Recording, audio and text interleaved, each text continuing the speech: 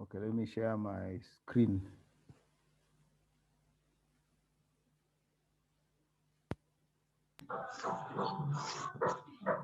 So you can see my screen? Yes, I can see. Yeah, so it's the same topic I covered last time, but I think I stopped at successive transformations here. So I was to start from the inverse. So this is good around also. You can help with the, you can analyze the topics or the content. Okay. So this is where I'd stopped at successive transformations. So I think I'll just start from the inverse. So maybe you'll switch off the microphone. Then. So inverse transformation. So this one, inverse transformation is simply a situation where you have an object and the image of an object under some transformation, but you would want to recover the object, and the inverse transformation helps you to do that. When you're working with matrices, if K is a matrix of transformation, the inverse of the transformation is simply the inverse of the matrix of transformation K. So this one is that's simple. So an example is here. If we have K as this matrix of some transformation, which is a negative quarter turn about the origin, then the inverse transformation, which would be now the reverse of this, the positive quarter turn, would simply be the inverse of this, K inverse. And that's the matrix you'd apply to the image to recover the object. I didn't do any examples on this, but we shall use this at the end when we're working on some derivations. So the other thing about transformations is the area scale factor. This is simply the ratio of the area of the image to the area of the object. And it can be obtained from the determinant of the matrix of transformation. Again, in this talk, we focused only on transformations which can be represented as matrices. So there are cases where you have the negative determinant, and in that case, we simply take the absolute value of the determinant to be the scale factor. So there are some simple examples here. We have a triangle. This is a triangle, and we need to determine the area scale factor under the transformations whose matrices are given below.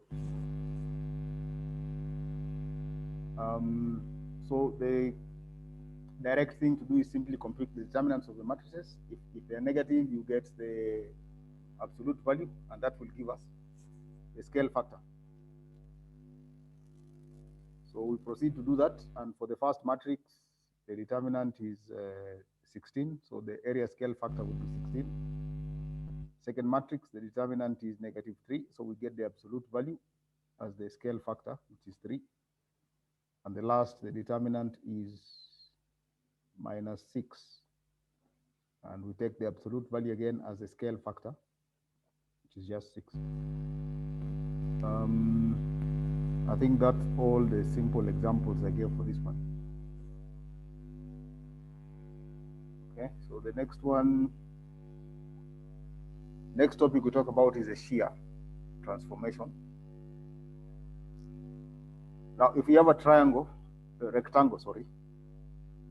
with these vertices A, B, C, and D. So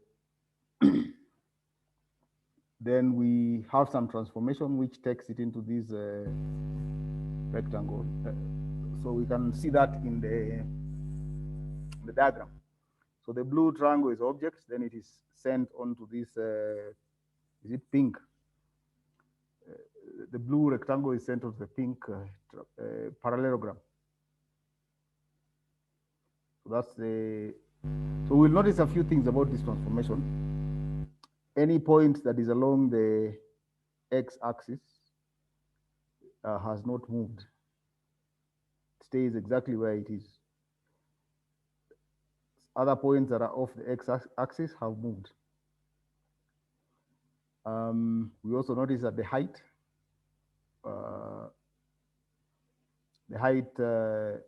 is the same for both objects, and therefore they will have the same area. The area will not change. So such a transformation is called shear. I think we'll see a couple of more examples. So, and if you want to completely describe it, you need the invariant line. In this case, the invariant line is the x-axis, because the points on the x-axis here did not move at all.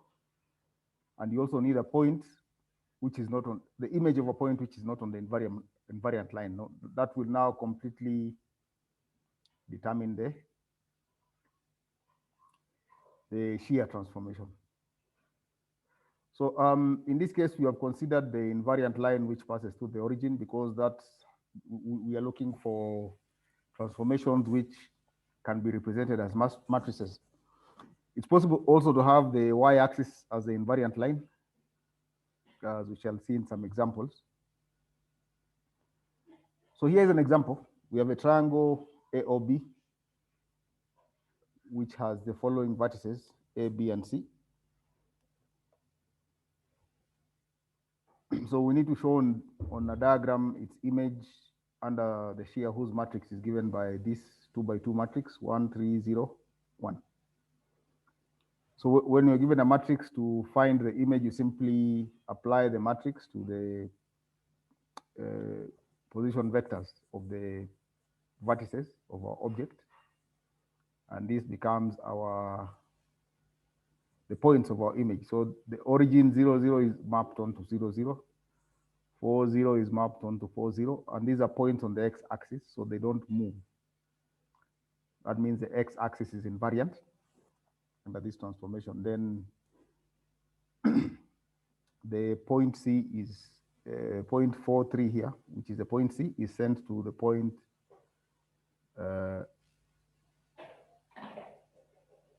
no, this is mapped at the wrong place. This should be 13.3, not 11.3. I think it was drawn the wrong way. It should be 13.3. So this is an example of a shear for triangle, but with the x-axis invariant.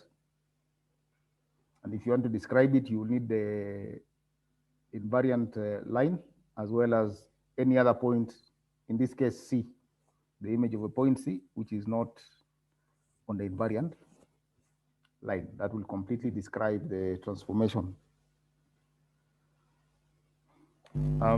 So the matrix of a transformation with the x-axis invariant is given by this, and one with the y-axis invariant will be given by this matrix. So for the x-axis, K is here, and the y-axis, we have some constant here. The rest, K is what varies. And getting the matrices is as simple as that. So probably this is just something you have to recall.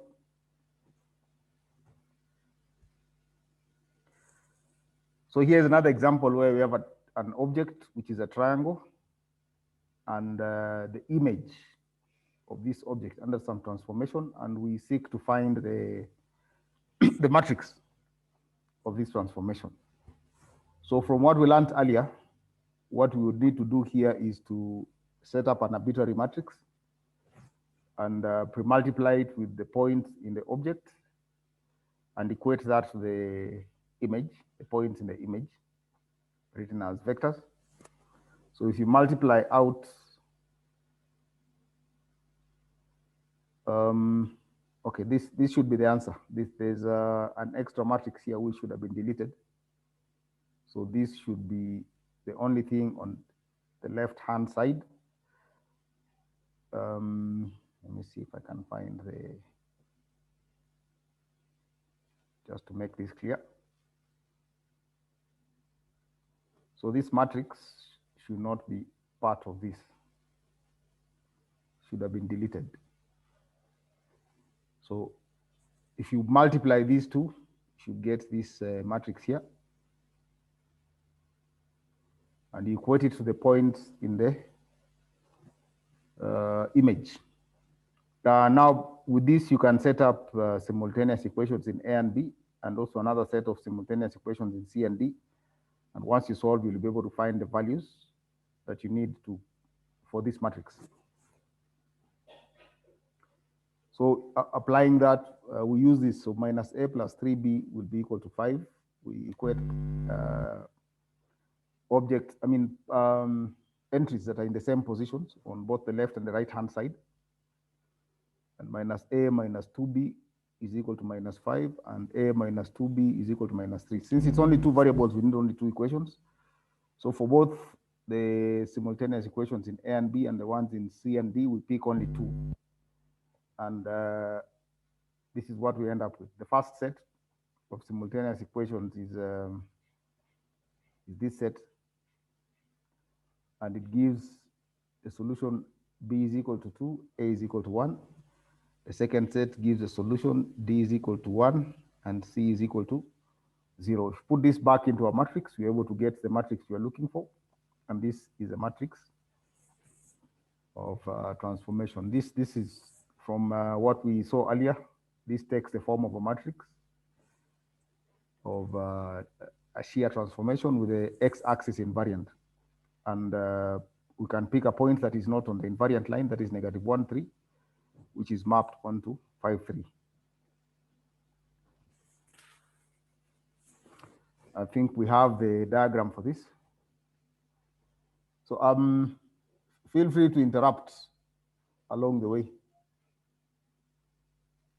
Hello. Yes. In solving the matrix, that A, B, C, D. This one? Yes. Mm.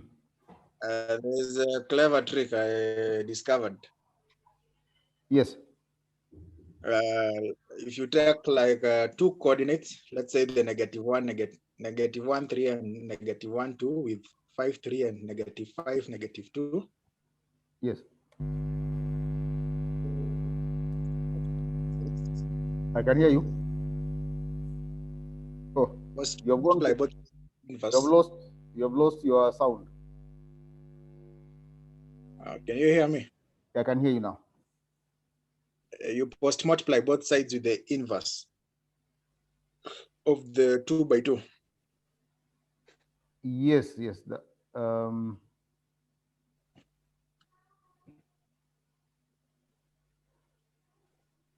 Basically, you're solving the system of linear equations using the inverse.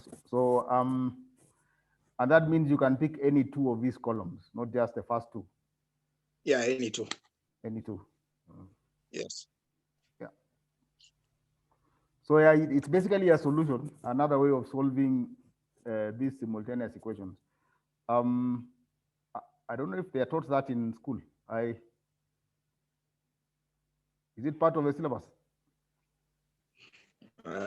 No. Because basically what you're saying is this. You see this equation you have, you can write it in matrix form and use the inverse to solve it.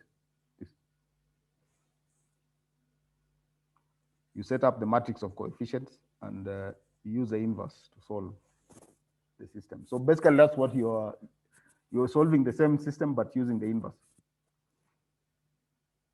But when you're having two variables, it's not too much work to even do it directly also. It doesn't take that much time. So we find the required matrix, which is this one. And we see that it takes the form of a Shia with the x-axis invariant. And this point, which is not on the invariant axis, -1, -3 is mapped onto 5, 3.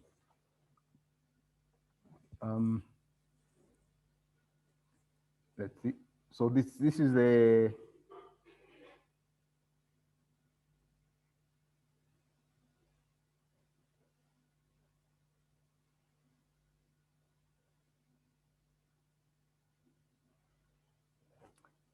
So this is the, is it the correct transformation? I think so.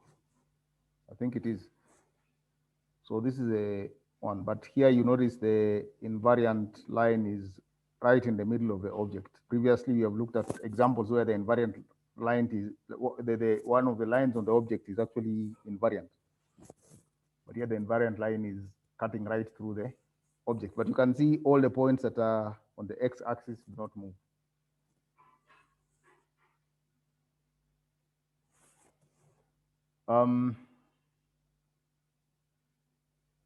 So the next one we look at is a stretch transformation. So we consider this figure. The blue figure is our object, A, B, C, D. So now just hold on. The A does not move under this transformation. So A and A prime will be the same thing. So D also does not move. D and D prime will be the same thing, but all the other points move in a direction that is perpendicular to this AD. They move upwards. So, but the line AD itself is invariant. It does not move. So this kind of transformation is called a stretch. You have the invariant line, and points on that line do not move. And other points will move in a direction which is perpendicular to the invariant line. And this is called a stretch.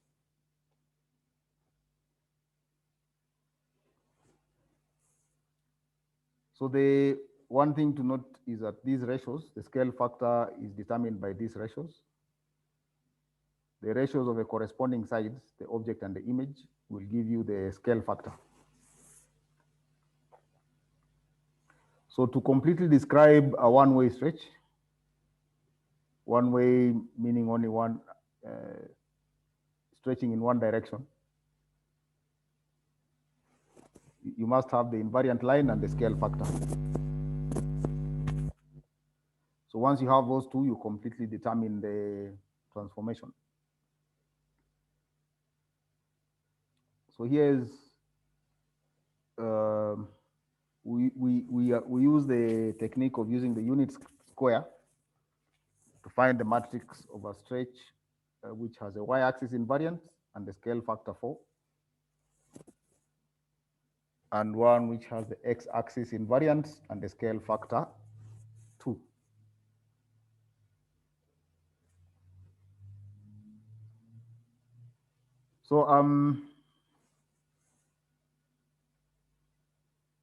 So we just do this. This diagram was cut out here, but I think you can see we find the image of I and J.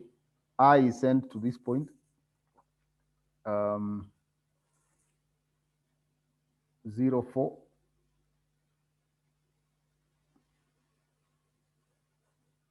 J does not move, right? Sorry, I is sent to this point 4, 0, and J does not move. So the images of I and J will form the columns of our matrix of transformation. So this gives us the matrix of this stretch with the y-axis invariant and a scale factor of 4, right?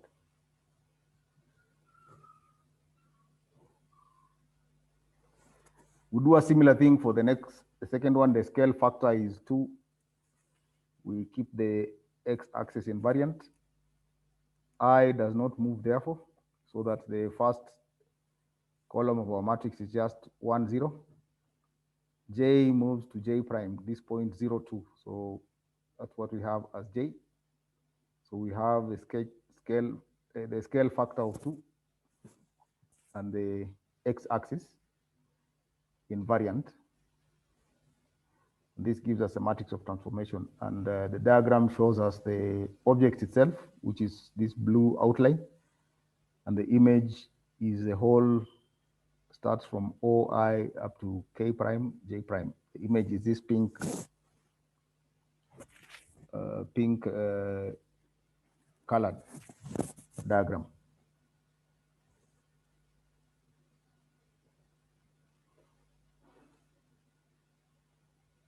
So this is what the matrices will look like.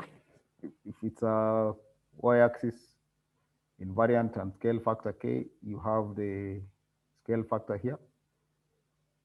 And x-axis invariant and scale factor k, that's what we have.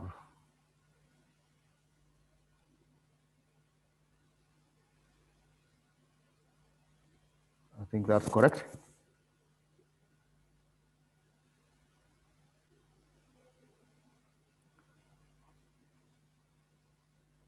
So the next thing we'll look at is how do we obtain. I've not covered a lot of examples today because I wanted to focus on these derivations for today.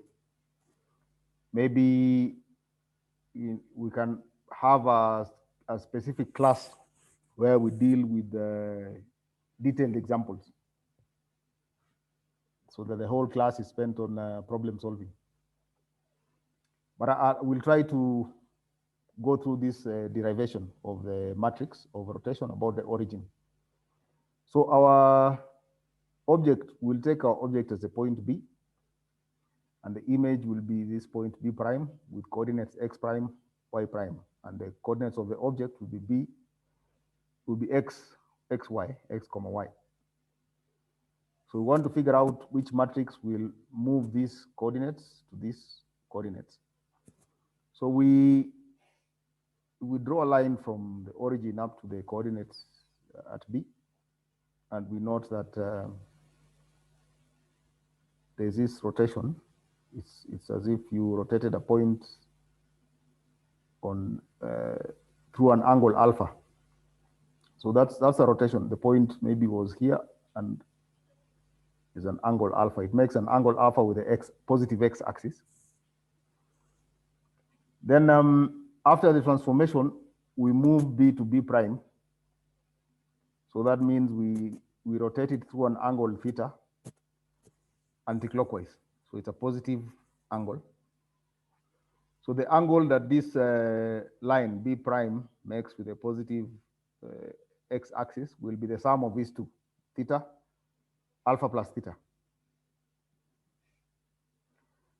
Now, because rotation does not change the length of this line, this distance from the origin does not change at all through rotation around the origin. It means the length of these two will remain the same. So if you fix the length as r, they will both have the same length, r.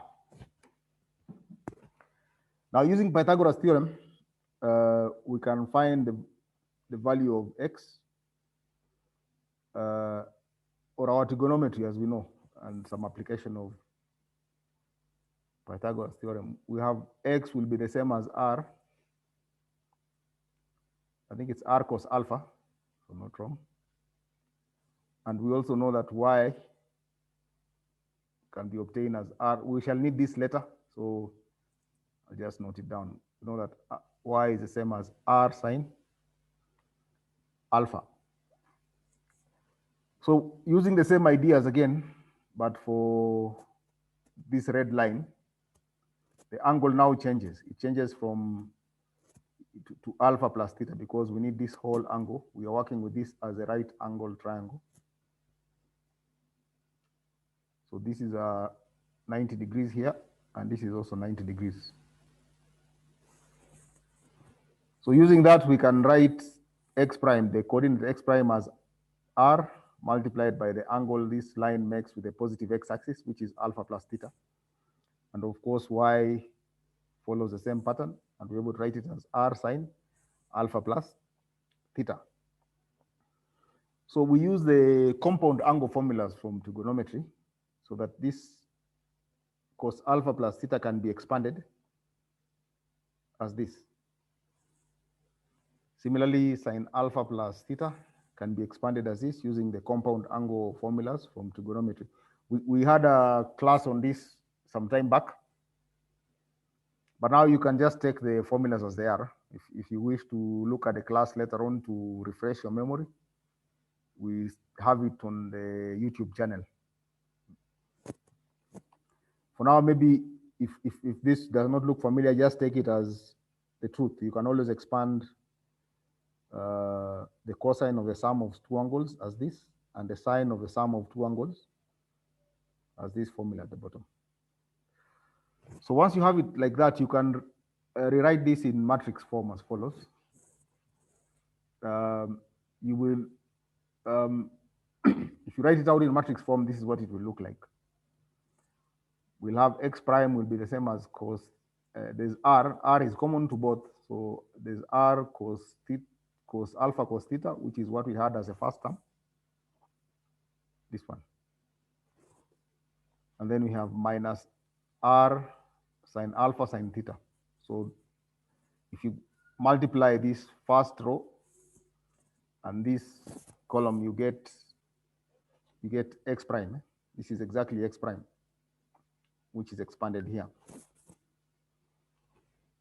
You do the same for y prime and put it in matrix form, and this is what you have. But earlier on, we saw that this first part is just x, the x coordinate for the object point, and this is just the y coordinate for the object point. So that tells us, this therefore gives us the matrix that we need for a rotation through a positive angle theta about the origin. You're able to send this point xy onto the point x prime, y prime. So if you want to find the matrix for any fixed angle, you simply replace this by the angle. So for instance, if theta is equal to 90, then you can get the matrix of a quarter rotation to be cos 90 is what? Is it 0? I think so. Minus 1, and I think this is correct.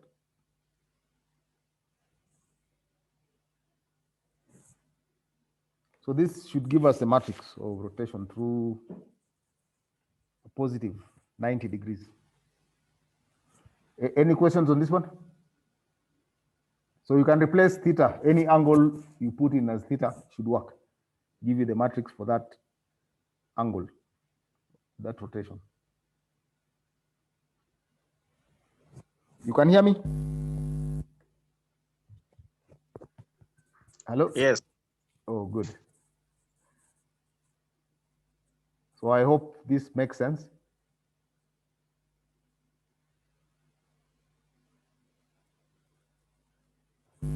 So the last one we'll look at is this, just repeating what we said.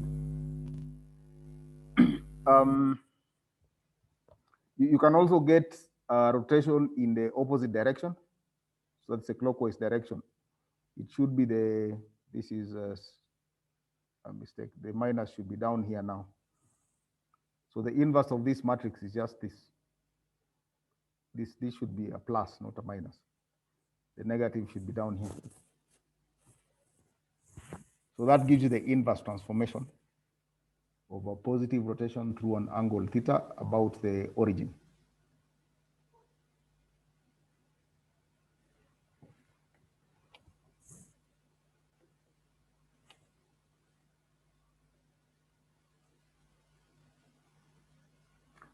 So the next thing we look at is a reflection about the line y is equal to mx.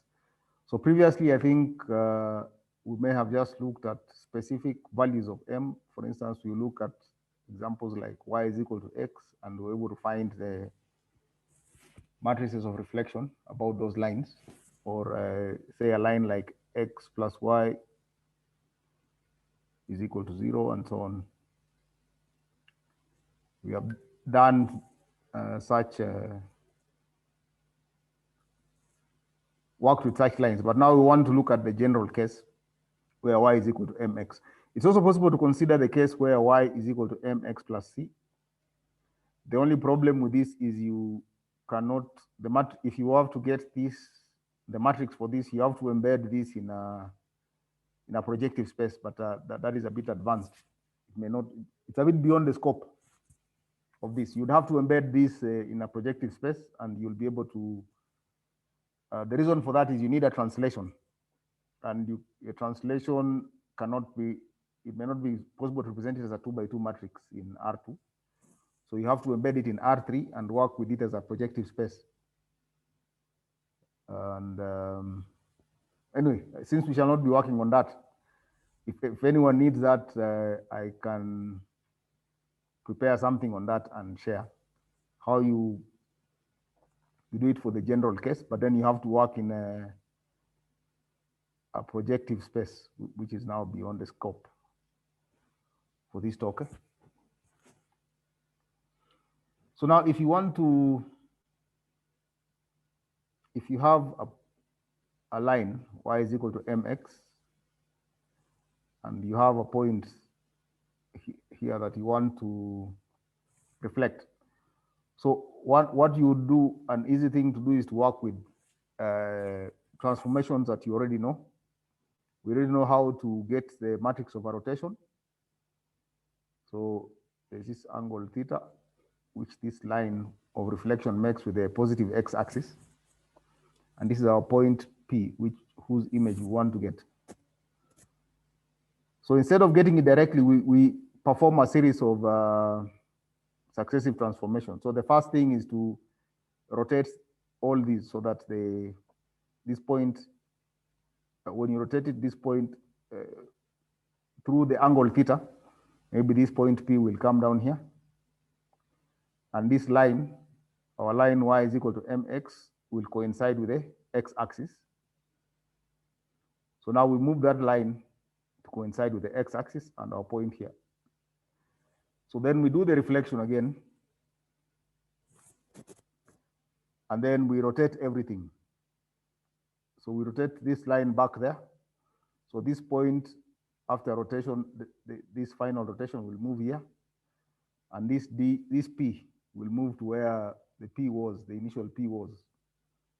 Right? It will go back to where it was, and then this reflection will have moved to the image of P as required. The other way is to get this, but I think this was meant to make use of the idea of successive transformations and take advantage of the information that we already have. We know how to find the reflection about the x-axis. We also know how to find a rotation about the origin through some angle theta. So those successive transformations eventually give you the reflection about the line y is equal to mx, and that's what we shall use to derive.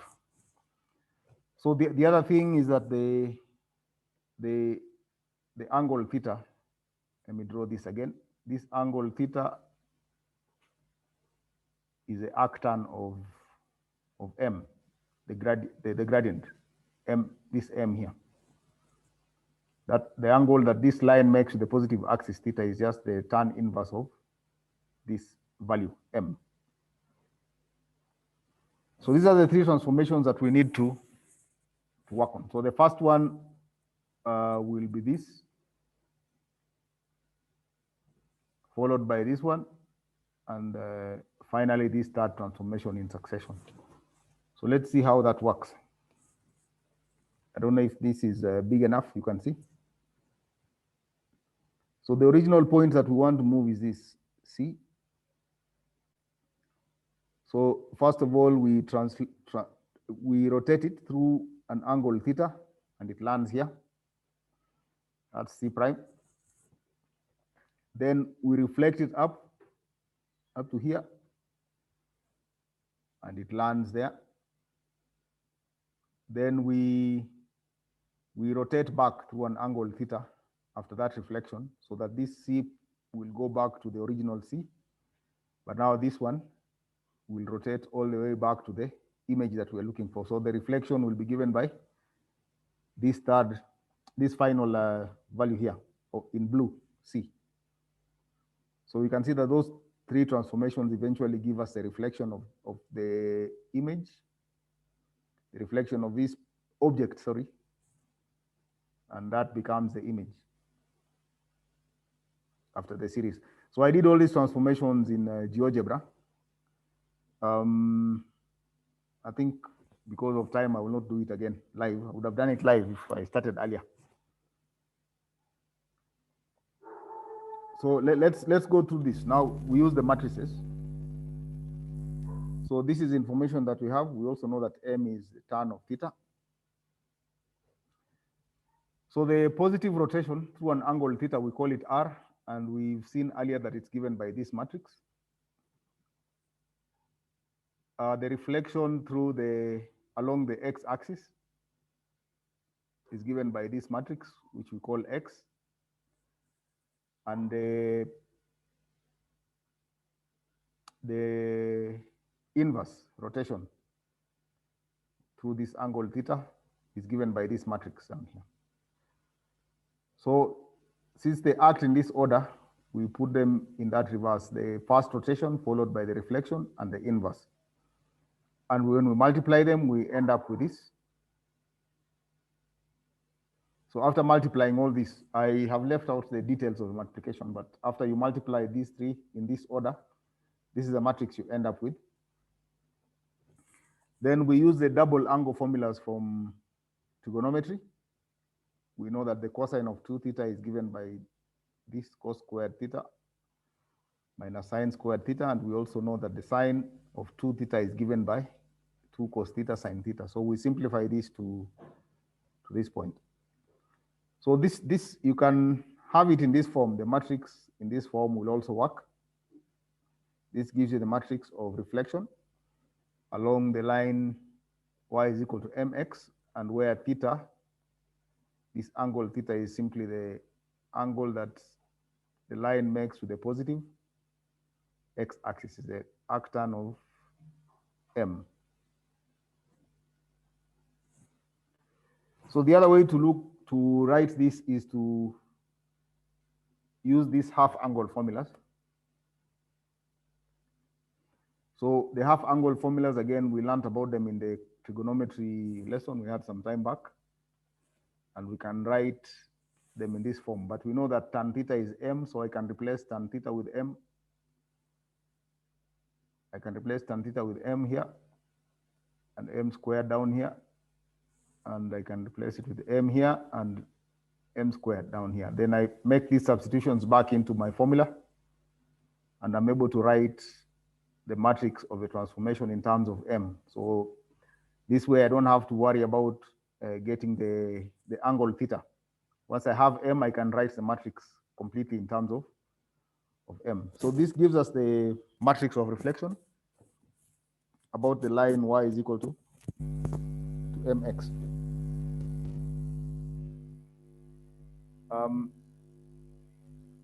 Any questions on this? So there are two ways you could write it. You would write it like this, or you can write it in this form if you want to work with the angle theta, if that is what makes sense. So those are the two ways you can write the matrices. So I think that's all I had for today. Is there any question on this? Or comments? Or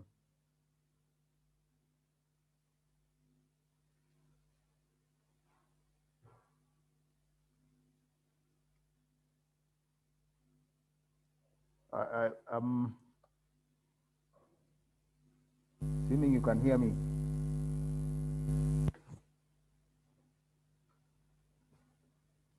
Am I audible?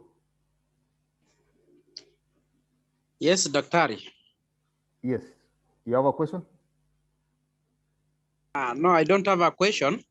Yes. But I'm sorry I joined the session late. I was requesting if you can share the slides. Yes, I can share the slide as well as the recording. I'll be able to do that tomorrow. Slides, I've seen a few corrections. I'll make some corrections before I share. Thank you.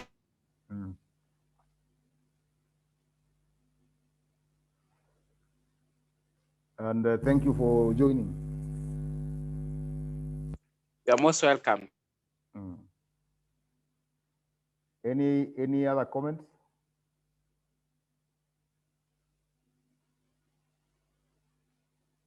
The presentation was good. I've liked the presentation, Yes. and I've learned, or I've just tried to remember what we did some few years ago. Mm. Yeah. Okay. So I think we'll stop there for today.